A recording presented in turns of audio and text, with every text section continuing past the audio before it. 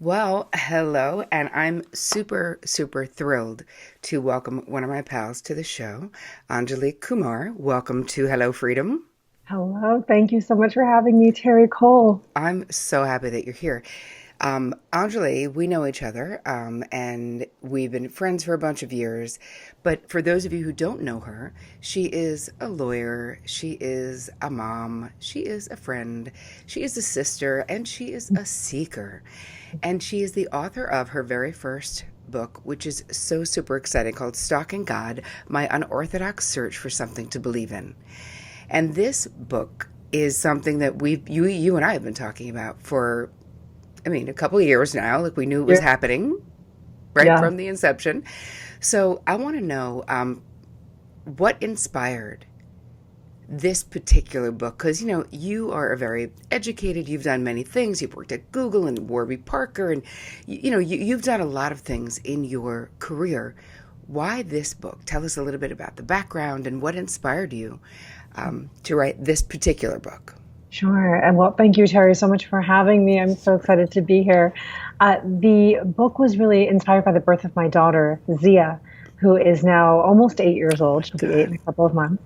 And when she was born, I realized that I just didn't know what I believed about spirituality, about religion, because I had just never really thought about it. And so I was raised Jain and culturally Hindu, but I also went to Catholic school. I was sort of raised with all of these different religious and spiritual traditions around me. So I wasn't lacking for religious influence in my life, but I had never really sat and taken the time to unpack it and figure out what it meant to me and how I would answer the questions that I couldn't Google an answer for her one day. Things like, what happens when you die?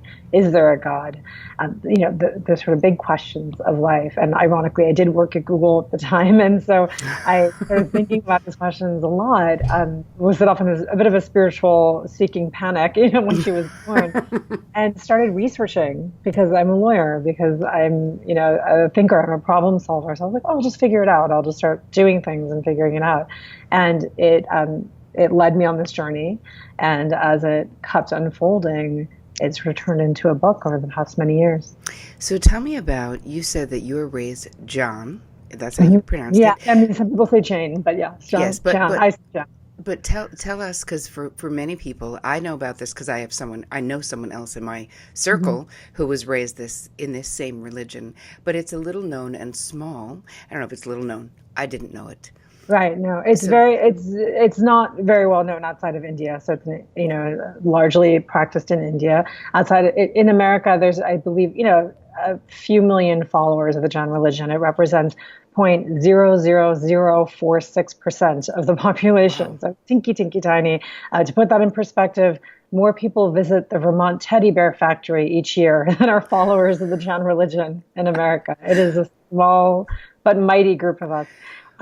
So it's small, and the basic principles of Jainism. I mean, there's many, but one of the core principles is something called non-absolutism. So it's probably makes a lot of sense that I set off on this type of journey, because the idea of non-absolutism is that no one can have absolute knowledge of the truth, including when it comes to religious beliefs. And Mm. so, being raised with that sort of ethos around me, I think that explains why we were culturally Hindu, and my parents were, very comfortable in navigating between the two, and that they sent me to Catholic school. They're like, yeah, these are their beliefs, these are our beliefs, and it's all sort of leading to the same thing. And so that's the faith I was Hmm. raised. Oh, don't let your mic bash into whatever Oh, it's bashing into. sorry, Your my necklace fancy necklace. or Is your that better? earrings. I don't know. Just don't let it because it makes noise. All right, is that better? Yeah, that's okay. So anyway, back to, we were talking about your parents being sort of comfortable because of the non-absolutism within the Jain religion. Yeah. They were like, well, that's cool. You could have this influence or that influence. But I feel like that little backstory really does set up a deeper understanding, even for me as your friend, of why it would make so much sense. And not just Google. We used to, I know you had a working title that was kind of funny. I know the one which I'll say later, but what else were you going to call this? So there were a few. There was one that was Eat the Soup, which was a reference to John of God, where I went down there and there's this spiritual soup that you drink or Mm-hmm. that you eat or fed in between the meditation sessions every day. And when I was asking one of the folks down there, like, well, what's in the soup? Because I'm a curious person and I like to know things. And I was like, well, what's in the soup? Is there, like, thinking, because they kept calling it a healing soup. And I was like, oh, well, are there healing herbs in it? Like, it's in Brazil. Maybe there's something in it that actually physically heals you. And she was getting so irritated with me because I kept asking. And I wasn't trying to be a jerk. I was just like, I'm just curious what's in it. And she finally was like, just eat the soup. You just have to eat the soup. And I was like, oh, it's a really interesting, you know, just instruction in some of this. It's like at some point, just eat the soup. Like, don't, stop asking questions.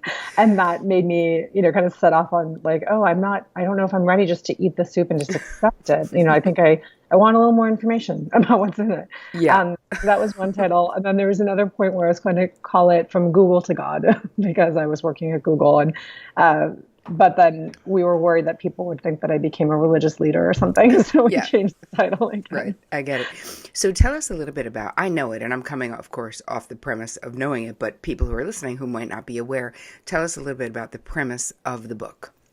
Yeah, so I mean that as I mentioned, like the birth of our daughter Zia, is what set me off on the journey, and then over the subsequent years, I basically spent years researching and trying to figure out what I believed, and I did.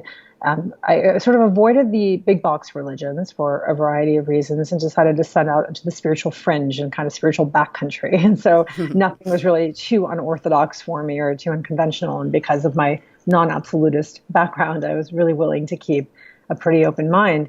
So I did everything from soul cycle classes to silent meditation retreat to going to Burning Man. Like I kind of went out there, but it was things that I felt really truly drawn to and interested in, and was able to sort of pick and choose and take away things that ended up being quite instructive and meaningful. So let's talk about Burning Man, because what I think is interesting about what the experiences you chose to have is that something like Burning Man, people do talk about as a religious experience. Some people, it is a religious experience for them. Burning Man, I've actually never been, but, in the circle that we're in, which is also interesting, Anjali, you're in, you and I know each other actually initially, I think, through Chris Carr. Yeah. And this whole group of, we call them crazy, sexy women that she pulled together years ago on one of her big birthdays. And we've all been friends since, and that was like, I don't know, I'm going to say 8 or 9 years ago. And the crew that she pulled together was really from the world of empowerment and inspiration, but you were in that group even then. So the fact that, what this book is like a very well researched, seeking experience. It's funny. It really is bringing together the linear part of the mind. Like, let's go about this like a scientist, like a professor, a lawyer. Yeah, or exactly like a lawyer. But what you were going after. So let's talk about Burning Man a little bit. So what was your Burning Man experience? Yes, Burning Man was extraordinary. It was uncomfortable. It was fascinating. It was mind-bending. It was all of those things in one experience, which is what I think makes it so unique and interesting. I really resisted going to Burning Man. It was one of the things that was on my list for a long time, maybe similar to you or to a lot of your listeners, in that it's just something that you're like, oh, that sounds like an interesting experience. And at some point I'm going to go to Burning Man. But I kept putting it off. I think mostly because I was just like, oh, what a pain. It's like you have to bring all your stuff and it's in the middle of the desert. And like, I don't have time to take away from my family, from my husband, my daughter, to go and be in the middle of the Nevada desert with no connectivity for 8 days or whatever it is that people go out there for. And then when I finally, as I tell in the book, when I finally was sort of presented with this opportunity to go, it kind of fell into my lap.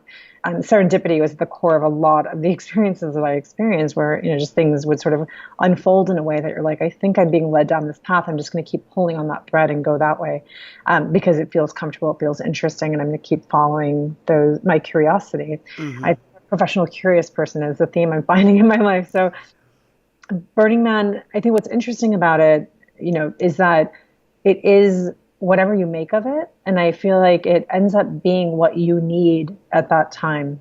So my explanation of Burning Man, it's one of my favorite chapters in the book, but it will be so different. I'm sure if any of your listeners end up reading the book, which I hope they do, Of course. and if they've been to Burning Man, they'll be like, that wasn't my experience at all. It'll be like a completely different snapshot of what it was. And so I'm very clear that it was a very unique experience to me because it gave me what I needed out of it. But for anybody else, it's like a data set of one. Is this? I'm sorry.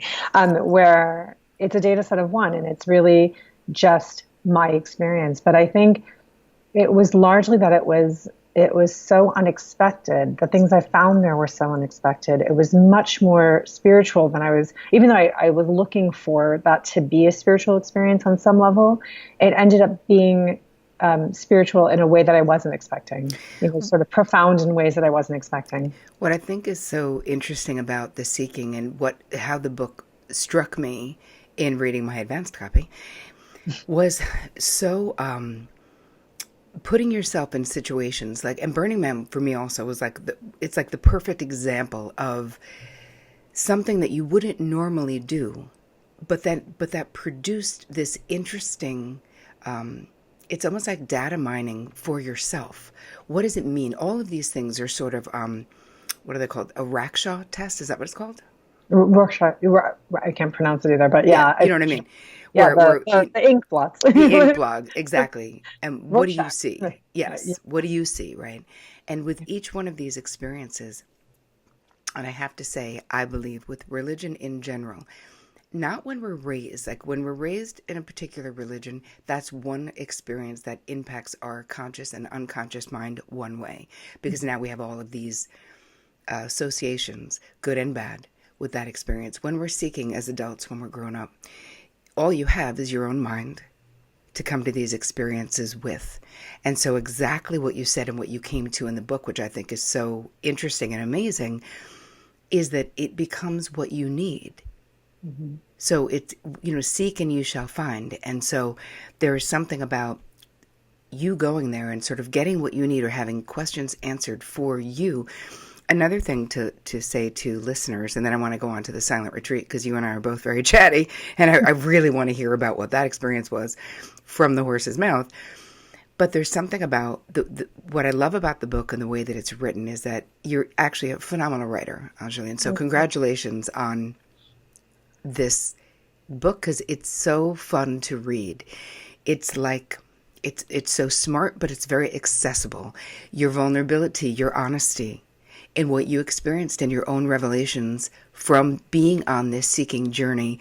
It's like someone who would really like to do it, but maybe won't, or maybe would like to see how it was for you or someone else before they do it.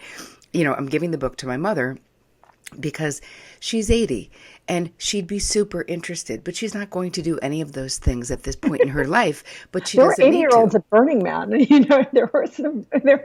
There were people all across the spectrum. Yeah. That's crazy in an awesome way. But what I was going to just say about the book to wrap that up is that this is like you say, in particular, this isn't you being like, this is what's real. This is you being like, this is what I experienced.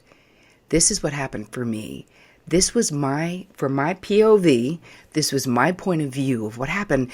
And for people who are interested and seeking, it's such, I don't know, I loved it. It was very transportive in that I felt like I was on it because we were already friends before you were doing it. But in reading it, it was like I was in these experiences with you. And I feel like that's a very particular skill set to be able to bring the reader with you. So just a great job. I really do want to say that because it's daunting. It was daunting. Thank you so much, Terri. That means so much to hear, and I'm so glad because it was a challenge. I've never written like this before. It was my first book, as you said, and I never set out to write a book, either in this experience or just in life. It wasn't like I grew up being like, someday I'm going to write a book. Let me find a topic. The book presented itself, and then it sort of begged to be written, not because I'm the most interesting, fascinating person and it's self-indulgent and all of you should follow my journey. It didn't feel like that. It felt like I'm just going to transport you, as you said, to all these different experiences because I had this incredible gift of being able to do these things. And then you see what resonates, and hopefully you can put yourself into these situations where they're interesting to you, and maybe, it piques your curiosity about some of them. Maybe I save you the trip on some others, Mm-hmm. like money and not go. But if it gets you to meditate, or if it gets you to take that trip to Burning Man, or maybe take a soul cycle class or something that just feels like, oh, I'm kind of interested in that and I want to explore that more, then hopefully I'm that friend kind of encouraging you to Yeah, do to that. do it. I think that a lot of people, especially the fact that you had this sort of moment where you felt like you needed to pivot in your own life because of Zia, because of your daughter, that I think that this is very common. And in my therapy practice, I have a lot of women who it's kind of okay to not know what you believe, or to be like, I'm seeking, that's cool. And that children, when they want a definitive, what is it? That the figuring it out for yourself. I've been also helping a lot of women on this journey of just being like, well, these are the books, and sort of what you're doing. These are the books that I've read that helped me come to my own belief. So now your book is now on the top of the pile when I'm suggesting books for people to read in this journey of seeking for ourselves, and the openness of like, I don't know. It's not the same for everyone. There is no, according to me and according to your book as well, but I mean, you can't be a psychotherapist and think that there is a universal truth that one person knows, but the other person, that other people don't know, or that one small group of people, we are the chosen ones, but everyone else is not chosen. And this is way more of, the book itself is way more of an expansive experience into these different journeys of, and I remember when you and I were talking, I wanted to say this about the title. Years ago, we had come from one of our other friends' book launch something. We went out to dinner afterwards, you, me, and a couple of other women. And you and I were talking, and this was the first that we were really getting into it, because I knew that you had been doing traveling. And I was like, that's so cool. And I think you'd already done the silent retreat or whatever it was. And we were talking about that. And I was like thinking this would be such a waste if you don't share these experiences, not just in a blog post, but in one place. And I remember two things very specifically. One, I was laughing my ass off because you were going to call it Just Eat the Soup. And I was like, the John of God story, which I thought was great. Like the person's like, oh my God, stop being such a seeker. Just eat the fucking soup. But the second part, you had said, I don't even, I feel like all this information needs to be in one place. I don't even actually care if it gets published. And you said to me then, I know that's a weird thing to say, but it's how I feel. I just feel compelled to write it and have it sort of in one place. And I was like, okay, but if you write it after going to all of these places, please get it published. Like, you need to get it published. And then of course the publishing came, and it all worked. It all worked. But the sense that I had then was about how naturally compelled you were to create the experience. You were like, I just need to complete this for myself. And I think that it is a very different experience when you're like, I'm doing this anyway. Let me document it, rather than, wouldn't this be a great idea for a book? Right. Right. And it Yeah, I think wasn't. that's right. Yeah, I think it was very much like, I'm just going to start doing this. And it started feeling like along the way, like, oh, there's something here, because people kept asking me about it. And people were asking me that were the most unexpected people. It wasn't our crazy, sexy women crew. That was, that was like an obvious place where people would ask me, because they were all Sure. seekers. They were all out there with their seeking, and they were leading the seeking movement in a way, right? Mm-hmm. Fans of Oprah, like, right, friends of Oprah sort of crowd. Yep. And the people that I spent my days with and my evenings with were largely lawyers and doctors. My husband's a doctor, engineers. I was working at Google, like that. It was all these people that were not the most obvious, candidates for a search like this. They weren't having that sort of down on your knees moment where they found faith. They were sort of going about their days. But when they heard that I went to John of God or would go and do these, strange shaman experiences, people kept asking. They wanted to know more, and then they would start sharing their seeking. And have you heard about Abraham Hicks? Have you heard about this person? I'm like, what? It was like, everyone's secretly seeking and no one told me. Like, like, you guys are all really smart. Like, why didn't you tell me that this is a thing? And so it just opened the floodgates. And there were moments where it was just funny cocktail party conversation because I would just tell stories. But I think because I was an unusual candidate to go on the journey, a lot of people were just more willing to hear it from me, or a certain sect of people were, interested to hear it from me because they knew that I was a lawyer, that I worked in tech, that I was married to a doctor, that I came from a faith, that I was raised with religion and spirituality. So they're like, well, what are you finding on these journeys? Right. And so being able to be a translator of sorts of these experiences, they were just more willing to listen in a weird way. So it was just, I think I just gave them a path to be like, it's okay to ask these questions. Like, you might think I'm crazy, but like, I love meditation. And back then it was like, that was a weird thing. It's like, who's meditating? Like, you're not going to go sit on a hilltop. I'm like, no, I do it twice a day. And I do it in the mother's room at Google. Like, like I would just tell, so it just opened that conversation. Which is amazing because, it is, in some ways, it's so much more helpful to be having a conversation in a sector where people are thinking it, not having the conversation, right? So you're also, but what's interesting, Anjali, about you is that you straddled the two worlds, because even though you've always had that linear brain and whatever, but you've always been, since I've known you, drawn to the material that you're now writing about, because you have been a natural seeker. Like, you're a lawyer at Google. When we met, that was what you were doing. And yet you were involved with me, Chris, Gabby Bernstein, Danielle Laporte, Marie Forleo. Like, think about Tara Stiles. Who else is in that crew? Jess Ortner from The Tapping Solution. All of these women, Mama Gina, right? Right. Like, these are all people who were not necessarily people who you would meet because you worked at Google, and yet there was such a natural affinity for all of us to become lifelong friends and to be on this journey of our own evolution, and then having, public platforms to share that evolution, basically. So I know we've already talked for like 20 minutes, but I don't, two other things I really want to say, and I want you to share with us. One is about, please tell me about your silent retreat experience.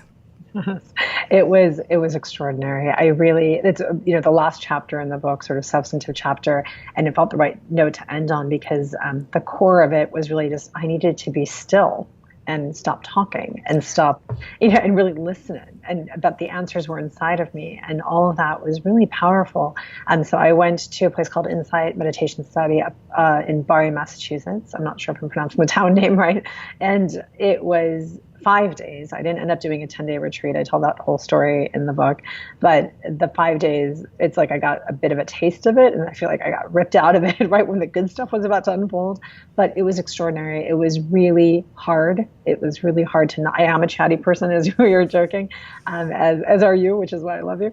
But it was hard. It was really hard to find the quiet in my normal life to be able to go and do that, to take that time away, to be away from my daughter, to be away from my husband, to be away from my writing and my work at the time.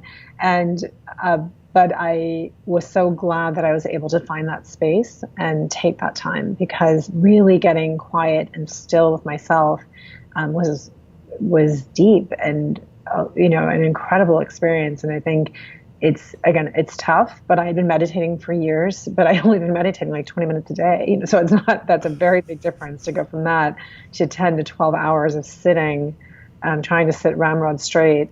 My daughter's always telling me how terrible my posture is. So that was even quite a challenge, like sitting up like this, and meditating for that many hours a day. And it was, I feel like I just started unlocking a lot of deep stuff that was coming up in waves of feelings that I didn't understand.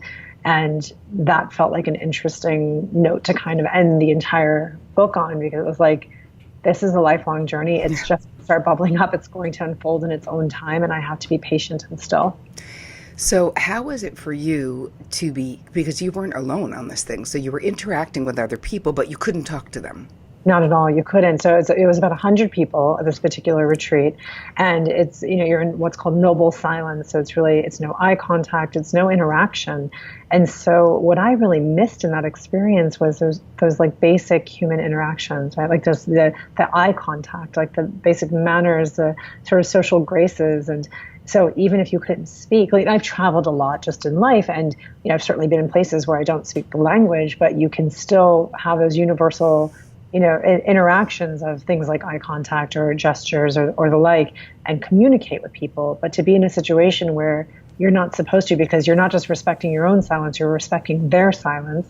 And so by me acknowledging with my eyes, thank you so much for passing me this, this cup, or thank you for holding the door open for me, you would be invading on their space. And that was one of the more challenging things, I think, for me, because I was raised with really good manners, I think, like that was drilled into me. So Yeah. those little things were more difficult than I expected. Something I just hadn't prepared for. Yeah, it's so interesting. If we look at it from the point of view, being a psychotherapist, I'm always looking at like just human behavior, just how we are, how we're socialized, how we're raised. And as women, we are like the bridgers, the assuagers. We're like the social KY jelly bringers, so to speak, not to be gross, but right? Are we Social not? KY jelly. We are social KY jelly. I love We are. So that part I cannot imagine, or I can imagine, and I've been contemplating doing a silent retreat, so I was super interested in the last chapter. I can't imagine how, or I can imagine how difficult respecting that and doing that is, but we are so socialized, especially if you were raised in a family where manners were important. There was an expectation of you that you would be a particular way. My manners are so deeply ingrained being raised in a waspy sort of upstate culture of kindness, politeness, not the same way as women in the South, different, but still extremely in there, that wow. But I guess you can, what I'm interested in learning about that experience from you is when you take those things away, when you take that level of identification and that level of someone else's mirroring your manners, so to speak, how we interact on a daily basis in New York City with all kinds of people where it's all eye contact, it's all saying thank you when they move over on the subway, it's all, for me, there's a million interactions a day that reinforce who I believe I am. So how was that for you, Anjali, when those things were taken away? Yeah, it was scary at first, and then it was incredibly freeing, because there was a moment, where you realize that you're so attached to your stories, and you're so attached to these stories of who you are, who you see yourself to be, who others see you to be. And in that experience, it was only 5 days, but in that experience, when you don't have to be anyone, no one knows you. It's not like I went with friends to the silent meditation retreat or my husband or something. I was completely alone. I didn't know a soul. I didn't know the meditation teachers. So I wasn't anyone. I wasn't Anjali even. Like, I wasn't a lawyer. I wasn't anything. I didn't have any of those stories. So who are you when you don't have to be anyone? It's like, oh, that's scary. But then I had this flash of insight during the meditation, which I didn't touch on in the book, but without my stories, I'm free. Like, whoa, what does that mean? And so I think that flash of that was like, oh, maybe it's not so scary. I still am very attached to my stories. I just wrote a whole story about myself, right? Like, but there's a part of, people have said to me, it's only, been out a few days, but people have even said to me, like, you just put it all out there. It's such an exposing book. And I was like, it's so interesting that you say that, because I think the Vipassana in particular really helped me in a way disconnect from the story. As much as it feels incredibly deeply personal, for me, the personal piece of it was the experience of it. And now it's done. And so I don't feel attached to the story. So if you take something else away from it, I don't feel the need to correct you and be like, no, that's not what I meant by that. It's like, well, that's your interpretation of what I experienced. And it's now your story. Like, my journey was to do it and then to write it. That's it. Now the book has its own journey, and anything it does or doesn't do is its fault. It's like, it's not on me anymore, because Right. it's no longer my story. So it's been a really interesting evolution. That said, I still obviously want it to do well. I still hope it touches people. I hope people enjoy it. I hope they interpret it in the way in which it was intended and put out in the world. But I do realize that people are going to attach their own narrative, their own stuff onto it, feed things into it that I didn't even write. And that's okay, because that's their story. Yes, and that's all about also having a public platform, because that happens all the time. Because as Don Miguel Ruiz would say, right, everyone is coming from their own nightmare or their own dream, where all we have is our our own perspective, and there's always going to be a lot of projection, which is interesting. I really, really, really love this book. And so the second thing I wanted to say is I was super psyched. I think you were just on Brian Lair's show. Were you? I was. I I'm love how many people dying. heard that. I'm dying. Thank you. I, I I, I can't. so fun. I can't. I'm such a Uber fan. He's so amazing. For those of you who don't know, he's on WNYC in New York, and he's been on for so many years, and we've been listening to him forever. When I saw that on social media, I was like, oh my God, Anjali was just interviewed by Brian Lair. I was like, wow. I'm so glad. I don't think I realized how big of a deal it was because this week has been such a whirlwind. And then the number of people who have texted me and emailed me or called me being like, I just heard you on the radio. It's like, okay, first of all, my friends are all nerds because all of us still listen to the radio. But then I love that they all heard it. They're like, oh my God, like you really wrote a book. Like this is like a big thing. And I was like, yeah, I don't think they even took me seriously until they heard me on Brian Lair. I love And it. oh, it's a real bug. Yeah, a friend of mine heard it in a taxi, which was incredible. One of my daughter's school friends' moms just texted me in the middle of the interview. She's like, "Did I just hear you on the radio in the taxi?" And I was like, "I don't know." And she said that she asked the taxi driver, "Was like, was that Anjali Kumar?" And he's like, "I don't know, but this is your stop." Like he's like, "I don't know who you're talking about." He's like, get out, lady, pay me. Yeah, he's like, "Lady, it'll be $10." Right. Well, congratulations on all of the success of this book. I know that people can get it everywhere, but tell us, where can they get it?